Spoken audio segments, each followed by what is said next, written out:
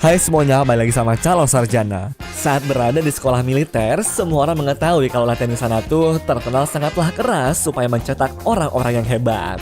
Cuma kenyataannya beberapa negara memiliki metode latihan unik yang tidak pernah terbayangkan sebelumnya. So, inilah guys beberapa latihan polisi dan juga tentara yang sangat unik sampai bikin kita nggak habis pikir. Nomor 6. Rontokin lemak.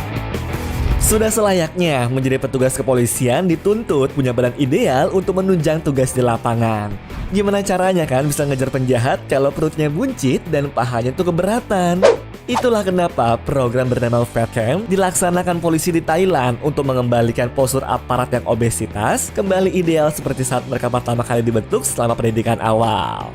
Jadi, personil yang sudah overweight bakal dikirim tuh ke camp khusus untuk mengikuti sejumlah latihan fisik secara teratur beserta diet khusus dengan konsumsi makanan sehat. Latihan fisiknya mulai dari senam aerobik, renang, jogging, dan lain sebagainya guys. Tapi nggak cuma itu, para aparat juga bakal tuh menerima materi psikologi untuk menyegarkan mental mereka sebagai petugas hukum.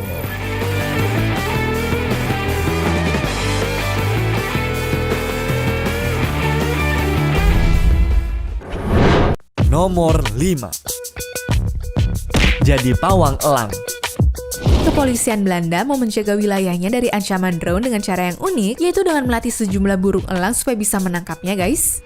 Burung-burung itu sengaja dilatih untuk meringkus drone yang melanggar aturan seperti memasuki area privasi atau yang dianggap mengancam keamanan masyarakat. Buat melatih para burung pemangsa itu, kepolisian Belanda bekerja sama dengan Guard From Above, sebuah perusahaan yang bergerak dalam pelatihan burung elang asal Denmark. Lewat video yang diunggah ke YouTube, para pelatih burung itu ngasih lihat ke kita seberapa cepat elang yang mereka latih bisa menangkap drone guys. Nah udah lihat sendiri kan, jadi gue gak heran lagi ya kenapa burung elang dianggap sebagai cara klasik untuk mengatasi masalah teknologi modern.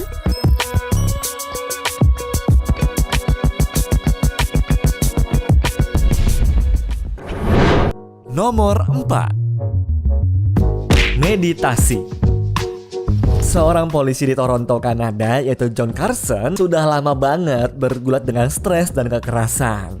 Jadi sekarang tuh dia sibuk guys membagikan pengalamannya soal manfaat dari meditasi kesadaran penuh atau disebut juga sebagai mindfulness. Minuman beralkohol dan juga junk food pernah jadi pelarian yang diandalkannya saat bertugas di Toronto. Saat itu, John menangani kasus investigasi pembunuhan pada tahun 2009 yang sangat menguras mental dan tenaganya. Ada banyak hal-hal traumatis yang dia saksikan di TKP dan membuatnya terbayang-bayang sampai juga jadi stres guys. Nah, setelah beberapa tahun menjalani kebiasaan hidup yang gak sehat, akhirnya suatu hari dia menemukan solusi untuk menyelamatkan dirinya, yaitu dengan metode meditasi guys.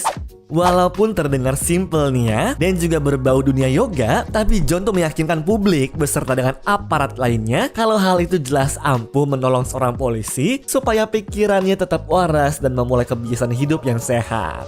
Ya, karena perubahan John dilihat sama teman-temannya sendiri, kini beliau memimpin tuh guys sesi meditasi resmi untuk setiap staf polisi yang baru masuk dan juga rekan-rekan seniornya.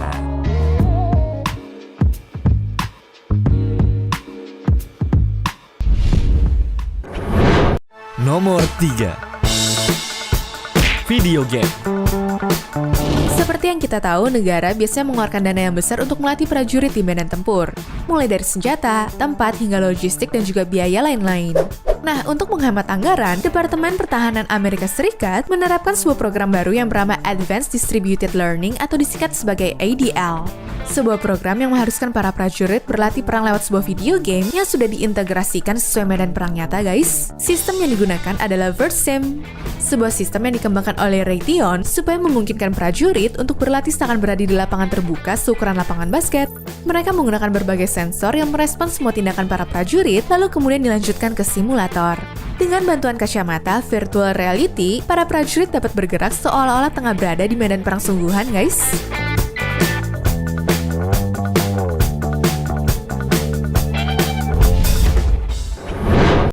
Nomor 2. Mengamati lukisan kuno.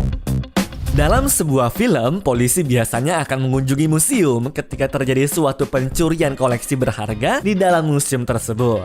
Nah, tapi di London, Inggris justru agak beda nih guys. Para polisi wajib mengunjungi museum seni dan mempelajari lukisan kuno sebagai latihan rutin mereka.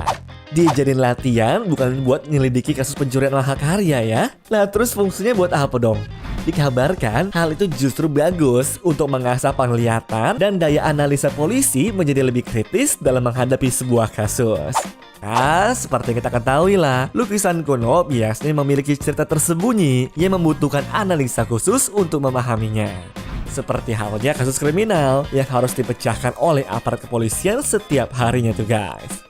Jadi dengan menguasai latihan tersebut diharapkan polisi di London tuh bakal lebih tangkas, jeli, dan punya intuisi yang tajam dalam menjalankan tugas mereka.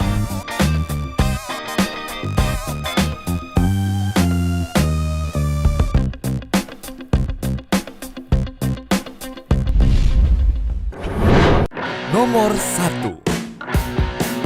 Mengecat rumput. Membahas soal tentara pastinya nggak jauh-jauh dari disiplin, rapi, dan kebugaran yang harus terjaga. Selain itu untuk urusan markas, mereka dituntut harus selalu menjaga kebersihan dan juga kerapian ya.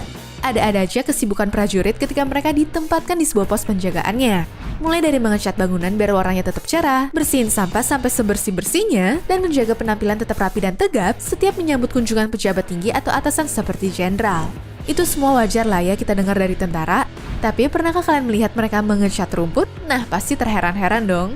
Jangan bingung ya guys, karena di dunia militer hal itu sudah lumrah apabila rumput di perkarangan markas mulai menguning atau membusuk. Jadi daripada kena marah atasan, mending dicat lah ya sampai hijau banget. Anyways, cukup sampai di sini ya guys video hari ini. Sampai jumpa di video selanjutnya. Dah.